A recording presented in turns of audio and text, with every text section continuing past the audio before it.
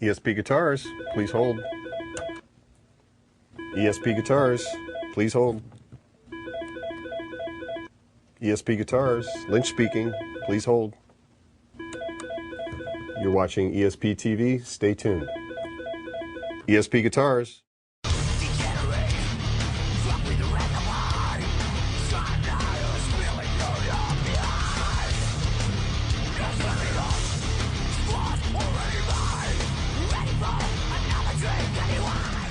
I definitely write the music first, and then at the last minute I write the lyrics. It's always a painful time for me.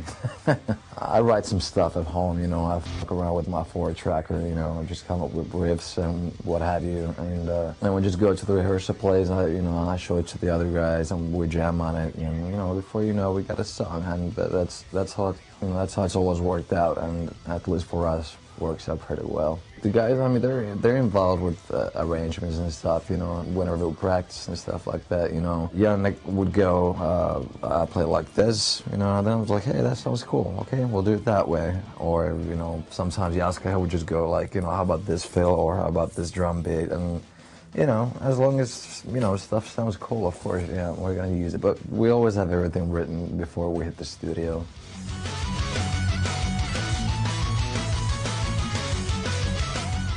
Lyrically, it all came like really spontaneously, but kind of by accident. All the songs ended up having the same thing, which is kind of like, you know, this self-destruction thing, or, you know, just self-destructive behavior, which, for example, myself have been known to practice every once in a while, but I mean, there's nothing poetic or deep or anything like that. It's really just, it's just venting.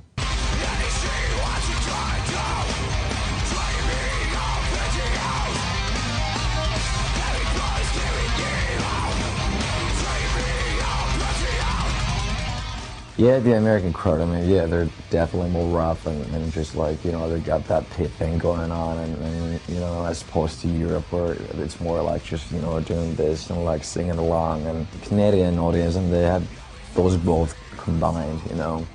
So it's like, you know, they got the best sides of American crowds, and they got the best sides of the European crowds. Most of the times, you know, when we play pretty much anywhere in America, I mean, the crowd is pretty gnarly. I mean, like, you can see a lot of shit going on in there, and that's like, that's metal.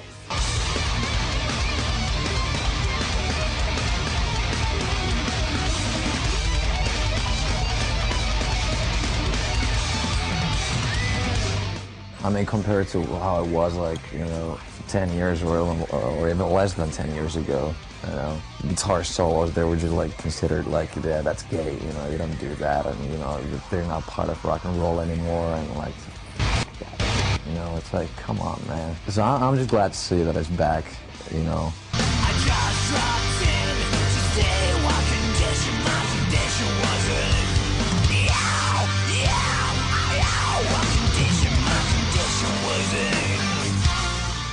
Usually, whenever I have free time, you know, let's say that, you know, right now we're backstage, you know, I would be kind of like playing guitar all the time at the same time, or, you know, especially on the tours, there's always like hours of free time before the show.